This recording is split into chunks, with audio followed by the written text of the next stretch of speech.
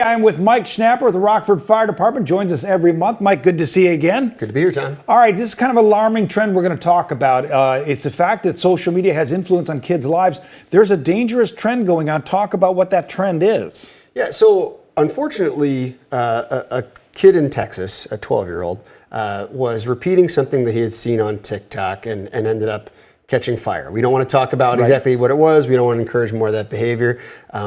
The good news is the kid is alive, and he's alive because his brother actually wrapped him up in a blanket and did stop, drop, and roll, which is what we teach people to catch fire. But the problem is this shouldn't have happened in the first place.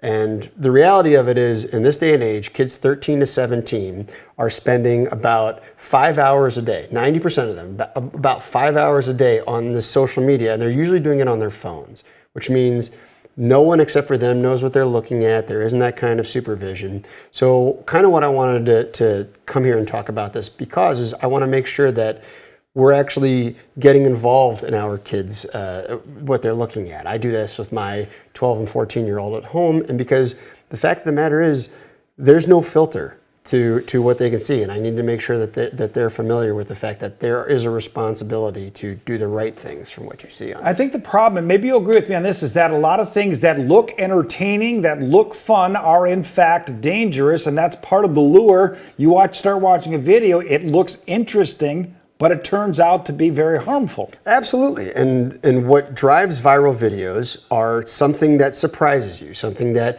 excites you, whatever, and there's this, you know, we not to go too meta on this, but like, you know, there is a societal push to recognition, likes, views, things like that. And if a kid sees something dangerous happen and it gets a lot of views, they often want to repeat that. And so it is very important to, one, instill in your kids, you know, what is, or just kids that you know, what is appropriate to be looking at, what is inappropriate. But also, if you are a parent, there are parental controls you can set on these kind of, both the apps and filters and things like that.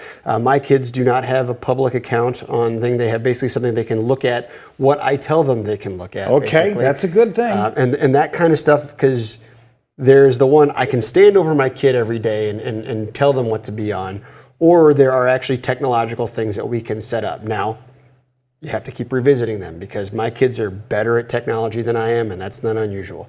So, but what are your kids? They have friends that don't have those controls, right. So they're hanging out after school or at school, and they get a glance at what the. I mean, it's hard to police what your kids see all the time. Without question, and that is one of the problems that I'm going to run into as a parent, and that we are going to run into as a society where we have kids on these things. So, one, we try to control what we can with our kids, but the other thing is I always try to make a point of giving them the tools to make the right decisions, letting them know. And then when they get home, I ask them about things like that because kids, we all see this interaction we have where you say, so what happened at school today? And the answer is good. It's like, that's not even the question I asked. Right, so, exactly, more specifics. Right, I'm like, hey, are you seeing any of these kind of things? When something resurfaces in my world, I say, here's my concern. This is something that has happened. I want to make sure it's not happening with you. Are you guys seeing that? So constant communication with your kids is a good thing. And of course, again, whatever you can do technologically to block those sorts of things, that helps too.